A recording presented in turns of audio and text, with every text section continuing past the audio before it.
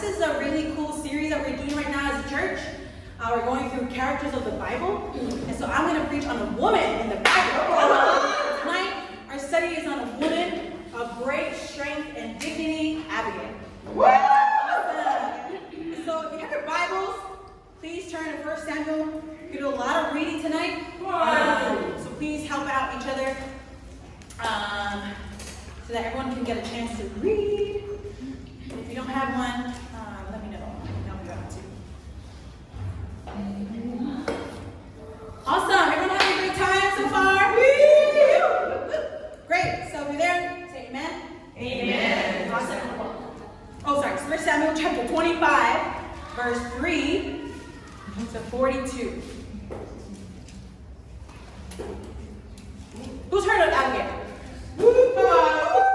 What's the Fijian of Abigail? Love it. Okay, so the Bible reads, Then Samuel died, and all Israel gathered together and mourned for him and buried him in his house in Ramah. You guys okay? Yeah. And David arose and went down to the wilderness of Paran. Now there was a man named Maon whose business was in Carmel, and the man was very rich, and he had 3,000 sheep and 1,000 goats. And it came about while he was shearing his sheep in Carmel. Now the man's name was Nabal, and his wife's name was Abigail. And the woman was intelligent and beautiful in appearance. But the man was harsh and evil in his dwellings, and he was a Calebite. That David heard in the wilderness that Nabal was shearing his sheep. So David sent 10 young men, and David said to the young men, Go up to Carmel, visit Nabal, and greet him in my name, and thus you shall say, Have a long life, peace be to you, and peace be to your house, and peace be to all that you have. Now I have heard that you have shearers. Now your shepherds have been with us, and we have not insulted them, nor have they missed anything all the days they were in Carmel. Ask your young men, and they will tell you. Therefore, let my young men can find favor in your eyes, for we have come on a festive day. Please give whatever you find at hand to your servants and to your son David. When David's young men came, they spoke to Nabal according to all these words in David's name. Then they waited. But Nabal answered David's servants and said, Who is David? And who is the son of Jesse? There are many servants today who are each breaking away from his master. Shall I then take my bread and my water and my meat that I have slaughtered for my shearers and give it to men whose origin I do not know? So David's young men retraced their way and went back, and they came and told him according to all these words. David said to his men, Each of your gird his sword. Sorry, is that the right word? So each man, how do you say that? And David also girded on his sword, and about 400 men went up behind David, while 200 stayed with baggage. But one of the young men told Abigail, Nabal's wife, saying, Behold, David sent messengers from the wilderness to greet our master, and he scorned them. Yet the men were very good to us, and we were not insulted, nor did we miss anything as long as we went about with them. While we were in the fields, they were a wall to us by night and by day, all the time we were with them tending the sheep. Now therefore, know and consider what you should do, for evil is plotted against our master and against all his household, and he is such a worthless man that no one can speak to him. Then Abigail hurried and took 200 loaves of bread, and 2 jugs of wine, and 5 sheep already prepared, and 5 measures of roasted grain, and 100 clusters of raisins, and 200 cakes of figs, and loaded them on donkeys. She said to her young men, Go on before me, behold, I am coming after you. But she did not tell her husband Nabal. It came about, as she was riding on her donkey, and coming down by the hidden part of the mountain, that behold, David and his men were coming down toward her. So she met them. Now David had said, Surely in vain I have guarded all that this man has in the wilderness, so that nothing was missed of all that belonged to him. And he has returned me evil for good. May God do so to enemies of David, and more also, if by morning I leave as much as one male of any who belongs to him. When Abigail saw David, she hurried and dismounted from her donkey, and fell on her face before David, and bowed herself to the ground. She fell at his face and said, On me alone, my lord, be the blame. And please let your maidservant speak to you, and listen to the words of your maidservant. Please do not let my lord pay attention to this worthless man, Nabal, for as his name is, so is he. Nabal is his name, and folly is with him. But I, your maidservant, did not see the young men of my lord whom you sent.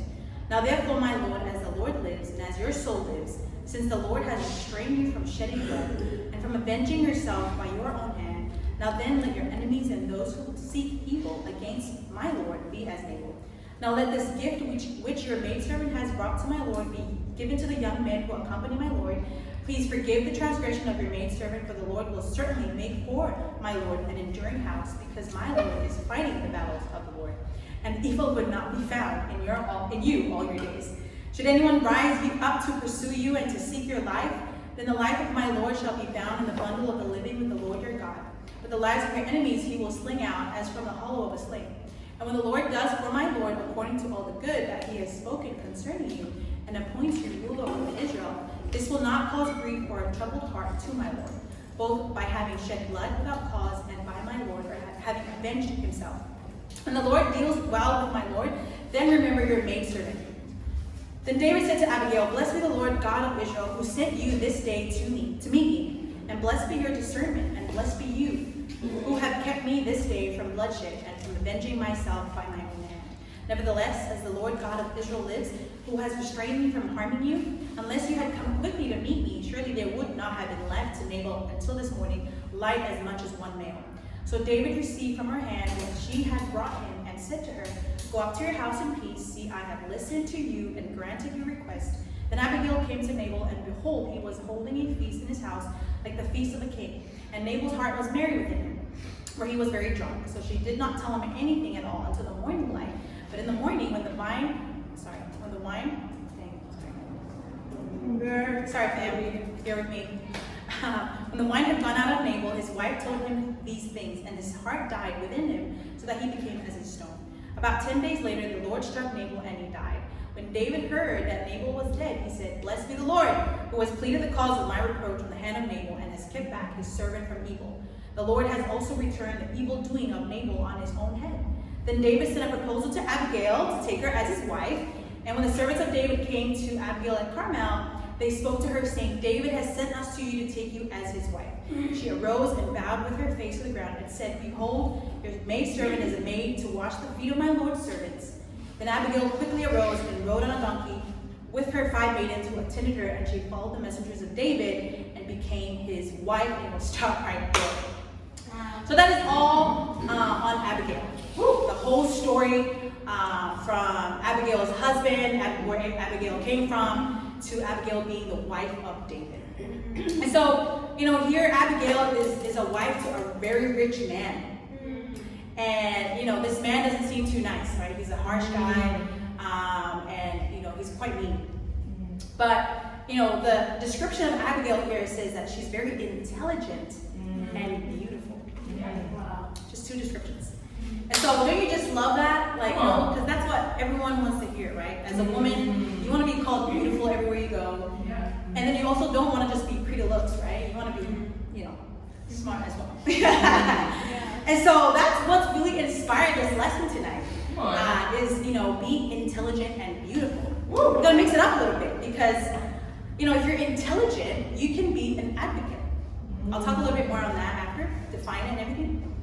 And if you are beautiful, guess what you can become? Anyone have any ideas? You can be attractive. Woo! And so those are my 2 points. Is that first of all, Abigail was an advocate because she was intelligent. Right. And 2, she was attractive because she was beautiful. So I'm really going to expand on those 2 points because those are, the only 2 that are there, so they must be very, very important, right? And so what does it mean to be an advocate? It means to be able to be someone that puts a case on someone else's behalf. Okay. So you publicly recommend or support someone else. Other definitions is you stand up for someone. You argue for that person, whether it's for who you love or your husband or your, friend. You vouch for someone. You're a missionary. That's on Google.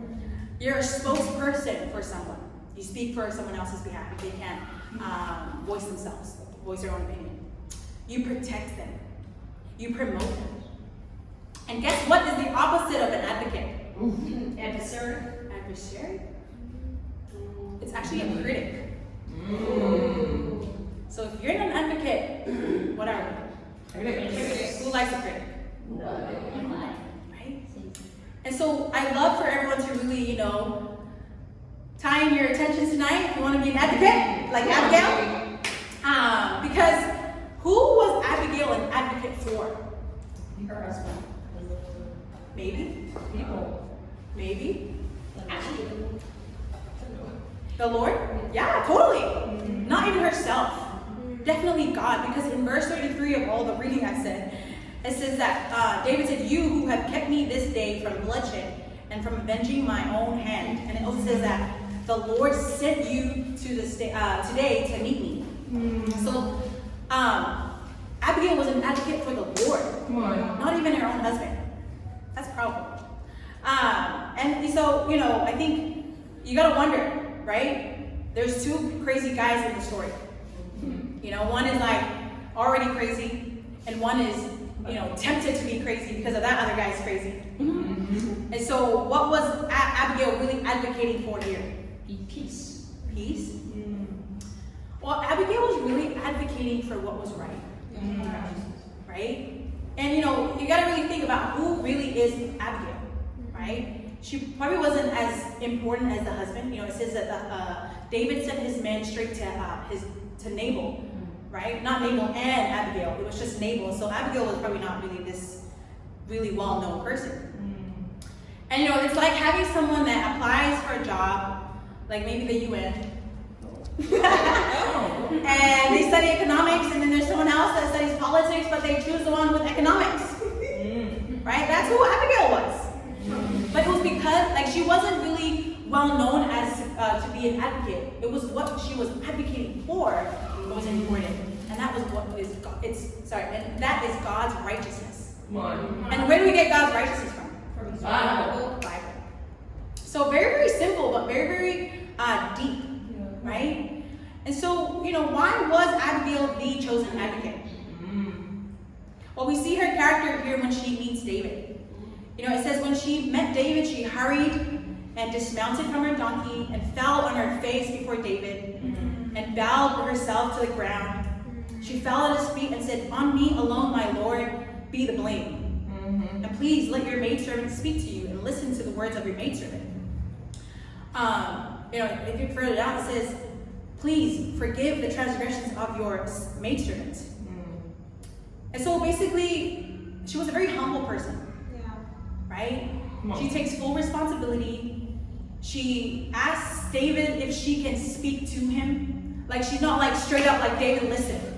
Right? She requests to David if she can listen to him. He can listen to her.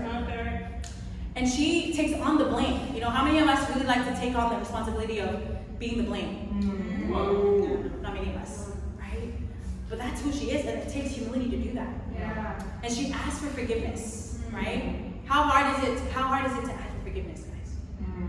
Right? She was very honest. She said to David, I didn't see your men come. And that, my husband, he's as foolish as his name. So she's just honest, and she's confident. It says that she told David, "Look, you got to consider that God is alive. Just take this offering and move on." She's basically saying, let's not be crazy out here. Let's just be, grateful for what we've been given. I'm gonna deal with the situation. Just be humble and just fear the Lord. She's very strong. It's she was riding this horse up and down, and she's not giving into her emotions. She was there was no time to be I don't know if I'm scared to face this guy. There's a whole army coming. I don't know if I want to do that. No. There's no time for that. She was incredibly fearless. I mean, wow, right? Go Abigail. And so, what we learn from Abigail here is incredibly special, because it really does just take your relationship with God to be able to really be this person that people can, that you can advocate for people, right? That you can help people. You can stand up for people. It doesn't have to be you're this famous person.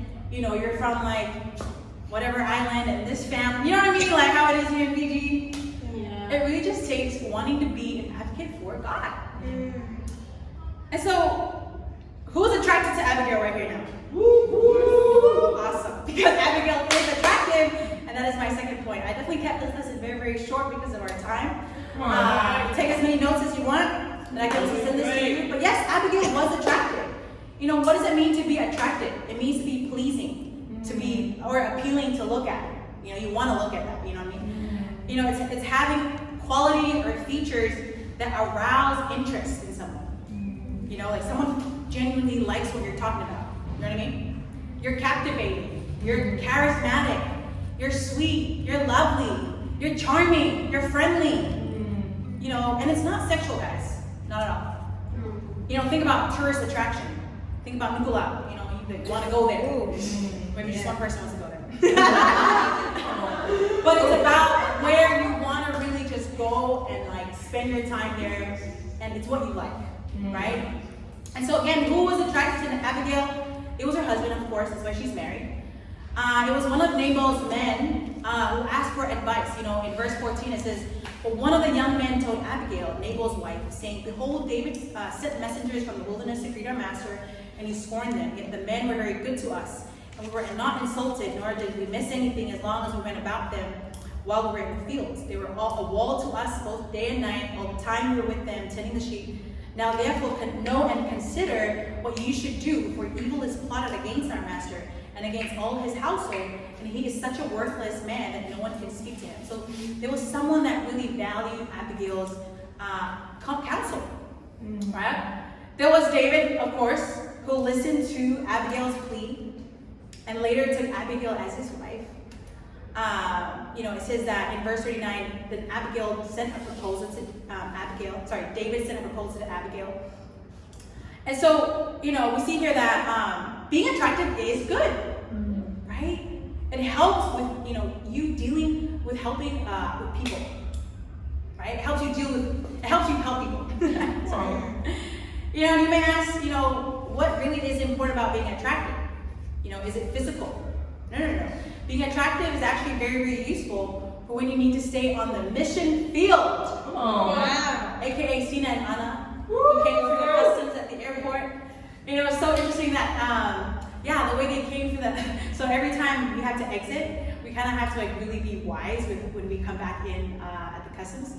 But like everyone has like a problem, not a problem, but like a time to really just like we have to really plan for what we have to say. And then there's Anna and Sina. It's just like, oh, we just said hi and complimented them, and we're just fun. You know?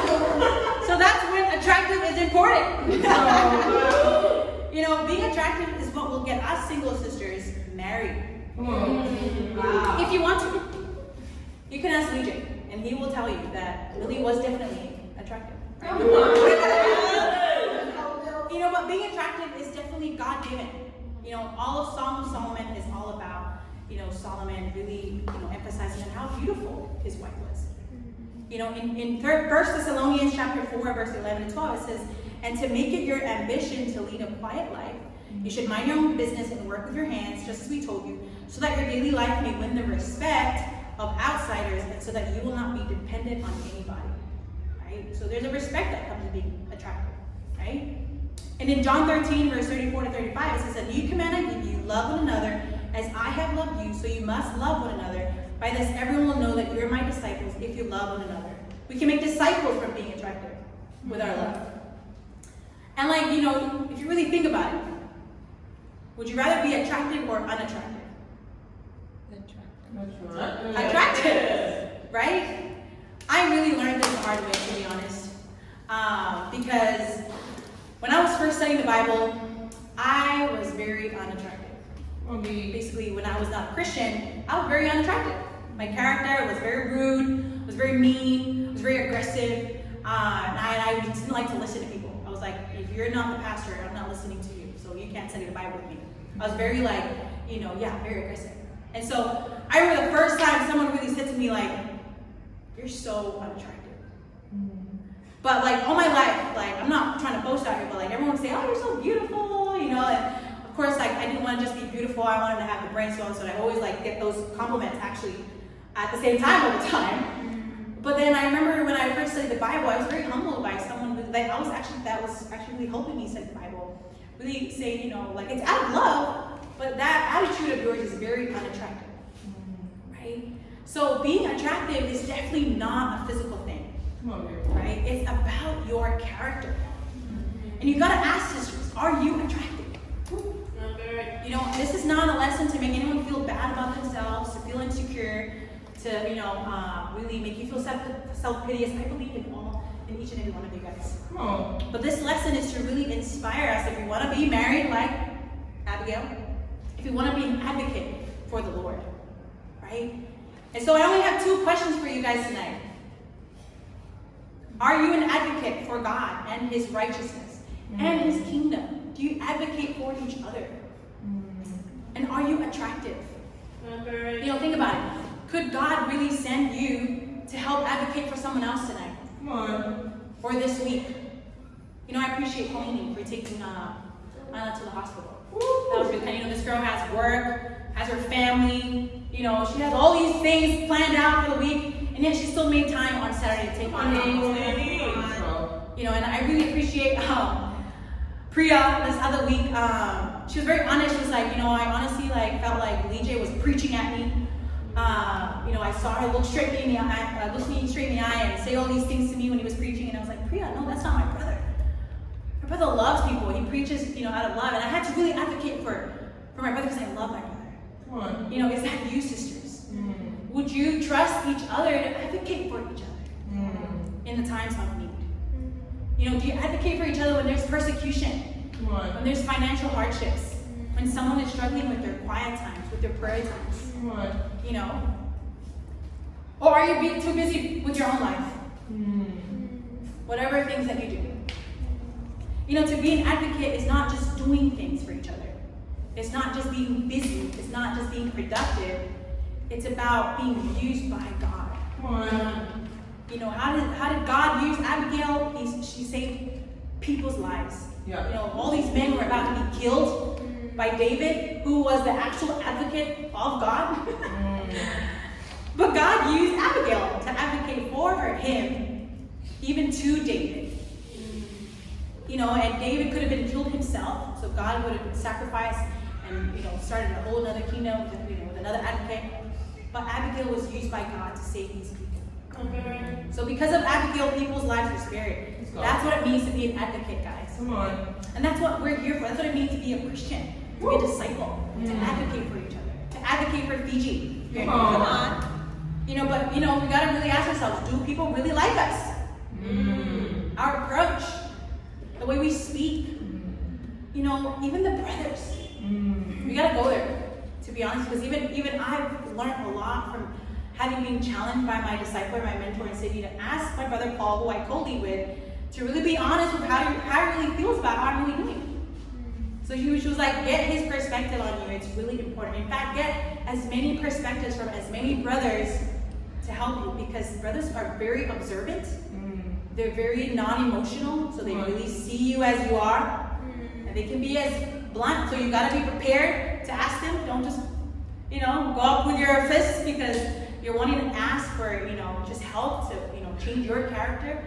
But you can ask Millie and how she does that with BJ, because BJ really helps her. And it's so important to get the perspective of our brothers for us. But it's just to really help us if we struggle with that, if we need that, right? But think about it too. Do people think that we're annoying? Do people think that we don't like to listen to people? Do people think that we are discouraging? Do people think that we meddle? Do you know what I mean? Yeah. That we're not helpful. And these are just things that, again, like I said, I want to help each other, all of us with, so we've got to talk about it here. Yeah, come on, man. And so I did get to talk to Paul, and he was very loving, because he started off with encouraging words. He's like, look, you're this, you're that. And in fact, we went to Sydney, he had a whole lesson, and he was very kind. All he said about me was very, very nice words. And everyone was messaging me, he was like, hey, are you going to start dating moms? Like, what happened? He was just saying all these nice things about me. I was like, I don't know. But he said that I could learn to bring up things with him in a much more gentler way. I could be more gentle. And I can be too opinionated. Anyone else relate here? Yeah. And he did say that I am prideful. Right? Which encompasses a lot of other things, right? And so, I could have easily been like, man, what the heck? Like, you have no right to talk to me about that, or anybody has any right to, no. I had to really want to really learn from that time. Because not only was I advised to do that, I knew it was really going to help me. Yeah. Because to be honest, naturally, I don't think I'm prideful, which is very prideful, right? And so a lot of the things that we don't see in ourselves are actually what we are, because we can deceive ourselves. The Bible says the heart is deceitful, right? So it's very important to get the perspective of our brothers. But you got to be prepared. And yeah, I definitely feel, honestly, closer to Paul too, because I feel like that really helped me, like, really see how he really, just sees me, and then really helps. That he wasn't like, he didn't just come at me and say that to me. He had to wait for me to ask him for that. Does that make sense? Yeah. So I appreciated him holding that back until I was like ready to ask him, and then he gave that to me, and I definitely wanted to really change on that, and I did, or I'm always working on it as well. But someone really want to lift up is Millie. Honestly, I truly don't know anyone that has advocated so much for all of us here in Fiji, for God, for like just the Bible here, other than Millie. I think you already know how empowering you are. And there's just, my word for you is, there's nothing short of incredible and excellence and empowering. And Millie's not perfect, she has her struggles. You can ask her about that. One thing I do respect about Millie is, she has not let anything stand in her way of serving God. If you really know Millie, she's from the real corporate world. Like the real corporate world, like America, Australia, the real corporate world. But she's given all of that up to be here in Fiji, to advocate for God. And because of that, God has blessed her to baptize Pauline, who was the first baptism here in Fiji, and Ula, who's now in Samoa, spreading the word out in Samoa. Cool, girl. And I think, it may seem like, just two women, but, to God, it's like, no, that's a whole miracle. No one has ever baptized anyone here in Fiji yet until we came, until Millie. Right? I've never studied with a Fijian in Australia until we came here. So it means a lot, right? And she absolutely drives me higher, even though I'm the leader. Millie leads me in her life. So I really believe Millie, God has put Millie in my life. She's an incredible support in the ministry. And I'm reading all of this to understand also the role of being an advocate in the ministry as well. She's super reliable, super trustworthy. I just couldn't imagine anyone else being here in Fiji. And I love Fiji. I'm protective of my islanders. Trust me. And I don't mean to say that in the like, but like, I couldn't trust anyone else, with everyone's soul here other than me. And so, sisters, I want you guys to really hear this. I want you guys to be those advocates as well. For other women. Be like Millie, because we don't know how long we have Millie here for, right? And if you don't want to be an advocate for God and His righteousness and His people, you gotta ask why. And you gotta ask, who are you advocating for them, right?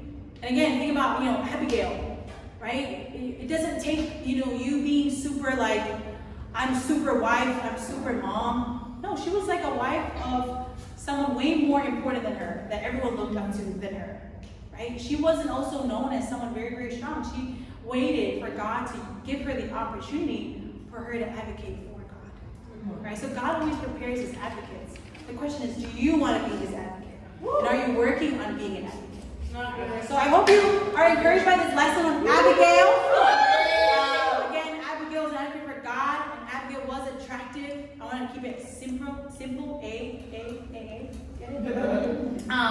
But I think, it's really just awesome to learn about these women in the Bible, because we have it all you need for life. And I was very deceived by my own thinking like I need to be in the corporate world to mold my character to be this strong advocate for God. No, it's all in the Bible. And so we have these lessons every week on people in the Bible, and for women once every month, so at the end of the month. So I definitely love to encourage you all to really stay tuned and stay in the Bible studies and just come to church, because it's really awesome to learn about the Bible, because that is how you're going to become an advocate for God, and